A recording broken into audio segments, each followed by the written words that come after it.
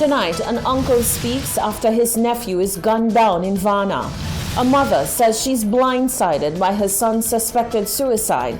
And Tourism Minister Dominic Fede says all systems are go for the return of cruise tourism. The details of these stories and more coming up. This is the Hot 7 Nightly News with Lovelace and Amy Joseph. Good night. It is Friday, the 4th of June, 2021. Welcome to the Hot 7 TV Nightly News. I'm Lovely St. Amy Joseph. Thank you for joining us. Early Friday morning, 23-year-old Jamal Charlie was shot at his home in Varna and succumbed hours later at the Owen King EU Hospital. The young man's uncle spoke to Hot 7 TV News' Genevieve Gonzague, informing her that two masked men broke into the home that he shared with his nephew and fired 2 shots. The quiet community of Varna was rocked by gun violence early Friday morning. Dead is 23-year-old Jamal Charlie. The uncle of the deceased, who was in the dwelling house at the time of the shooting, spoke to Hot 7 and recounted the incident, which he says has left him traumatized. The victim's uncle, Gabriel Charlie, says he was asleep but was awakened by the commotion of someone forcefully breaking through the front door. He says everything else is a blur except the sight of his nephew lying on the floor crying out for help. C'est le moyen chamla, moi j'ai dormi. So le matin encore, c'est la porte la matin qui fait beaucoup désordre, beaucoup. Et là moi check comment tant balle la pété. Et quand on s'est helé, là moi regarde, moi sorti dehors, ma personne là, et quand on s'est helé la terre, c'est pour la courir, et ça me ça ouais, tout seul. Ok, tout le monde regarde comment il est tout le monde. Quand il bouge,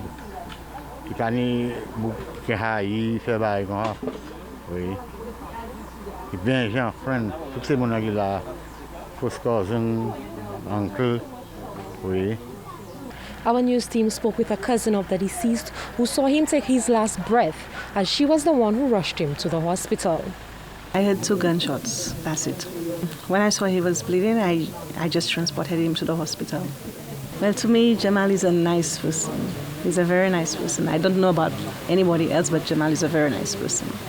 Based on what he was saying, when I asked, he doesn't have any problems with anybody. He doesn't have any problems with anybody. That's what he told me while driving him to the hospital. The girlfriend of the deceased, Cassie Dickinson, says she is unaware of her partner having any enemies, but says during their last conversation, he mentioned that he had recently gotten into a disagreement with someone who he did not identify. This morning, when Jamal and I was speaking, Jamal told me the reason why he didn't come down is because of 2 ASSHOLE. S. So what? Who you had problem with? Who's these people? He tell me don't worry, he go on the lad by himself. So I don't know if there's 2 fellas while he was by his cousin down the road, whatever. I don't know. I really don't know what really go on, but I seen like Jamal wasn't in problem with nobody in the area. Jamal didn't have enemies that we knew about. Jamal was a very caring and loving and jovial person. Jamal there with everybody giving. He had like to give. Once he had, you can't miss. He used to give a lot. Yeah, he was very loving and yes, take him out like that. He didn't deserve that kind of death. Reporting from the community of Varna for Hot 7 TV, I am Genevieve Gonzague. Meanwhile, residents of Varna have been left reeling from the gun violence. One community member told our news crew that such occurrences are rare and the deadly shooting has left people traumatized. Once again, a family and community have been left grieving following a shooting. The tight-knit community of Varna is the latest to be affected by gun violence.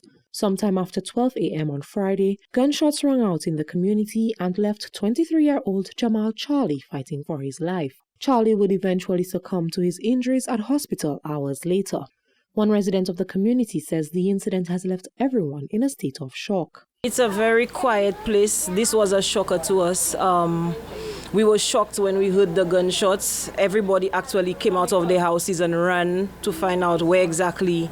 We started hearing people screaming, but that is the first time. We've never had any nabbing, anything of that kind, of that nature here. It's one family, everybody together. Nothing hasn't really happened up here. She says the community is shaken and everyone is grieving with the affected family, given that premature end of the life of one of their own. It was very heartbreaking because we were in shock when that happened. We heard him scream, actually. Everybody ran to his rescue when his cousin rushed him to the hospital. And this morning, a lot of people came to support because they knew him as an individual who was never in trouble, always on his own, always neatly dressed, always well dressed. And that was he's always on his own heights, never find himself in any situation which involves police, or never find himself in any situation where he's in any fight or anything, none at all. Okay. He is a well-respected person. He'll call everybody by Mr. and Mrs. Good afternoon, Mr. and Mrs. No matter what age you are, he will respect you. The community member urges whoever is responsible for the killing to turn themselves into the police. She says everyone is questioning why anyone would want to harm him. We do not know. That's what we're trying to figure out. We do not know. And everybody find that strange. I don't know. So I'm just hoping whoever who did this to him, cut his life short. He has family and everybody. I hope they turn themselves into the police because he's an individual. Like I say again, he has never been in trouble, in any fight, in any quarrel, in anything with the law. She says the level of crime being seen on island is displeasing. She has called on the youth to put their guns down and find more constructive ways to occupy their time. Reporting for Hot 7 News, I am Genevieve Gonzague. The mother of a young man found suspended by the neck on Thursday evening says while her son had previously attempted suicide, she thought those days were behind him. Friends and family say he showed no signs of distress during the days leading to the suspected suicide. One man is dead following a suspected suicide on Thursday. Friends and family of Kirby James say at the time of his death, he exhibited no signs or symptoms of depression or distress. His mother, Eulith James, explained that her son had previously attempted to take his life. She says despite that, he was a very selfless individual who would never question sharing or helping those in need. That's true, that's my son, but what did I do? He just drink his rum. He just look for problems with people. But what he have, he just give. He just give, he go have $1, he go stay, leave himself behind, he go give the person it. He go have one bread, he leave himself behind, he go give the person it. I can't tell you what he do in nighttime. I can't tell you not what he not do in nighttime. I don't work with him. Well, he always say he go hang himself. He always say he go hang himself. He do it twice already. And all the twice he doing it, there are people that saving his life. For prevent him not to lose himself. And this time he get a chance to do it, or do it, they not going to believe him. A friend, Hendy Anius, says he spent time with the deceased on Wednesday and had no idea that it would be his last time. He says James was one of his strongest allies, and he is still in disbelief that he is dead. People will say he was a bad youth, but honestly speaking, he was loving. And he was loyal to me. You hear me? I come in here, I be in here, he'll give me his last $1. You hear me? I need to go to work, Kirby. That's nothing around by me and my G. He will look for it to give it to me, just for me to go to work. You hear me? That is to show you how loyal he was. You hear me? But mine not. Yesterday, I came here and Kirby talk. He was there. You hear me? He love my son, huh? My little boy, he love my son. I just see what Kirby could do. What possibly my boss could. You know I tell you, my boss, what I could make them kill himself, guys, sir. Anius says James's last act to him was to gift him a present for his son. He says despite everything going on in life currently, his friend never indicated that there was anything weighing him down. But mind you, yesterday, I was sleeping. When I come from work, I was sleeping. If I work in night time, when I watch my phone, I see I have 46 missed calls, killer, from Kirby alone, you know. 46 missed calls, you know. You hear me? So boom, now when I check the call, I say, all right, I come down and link him. That is the last time we talked, you was there. Huh? Yeah. And that he was giving me for my son.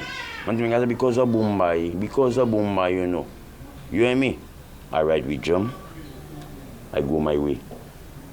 Next thing in the night, I get a call. I just don't. I can't believe that, guy, sir. That one a real guy. I just don't know. A real guy, sir. I just don't. What could possibly make that man kill himself? It can't be woman. Individuals who are experiencing difficulty coping with any situation or who may be feeling overwhelmed are urged to make use of the National Helpline 203 to get necessary support to overcome challenging mental and emotional issues. Reporting for Hot 7 News, I am Genevieve Gonzague. Thank you, Genevieve. You're watching the Hot 7 TV Nightly News. Stay with us. Still to come, will St. Lucia go the route of other Caribbean countries by mandating tourism workers to get vaccinated? Will a third party mean larger voter turnout in the upcoming general election? And the SLP's candidate for Gursley takes Thurl Prudent to task for his endorsement of incumbent Leonard Montoute at the UWP. That and more after the break.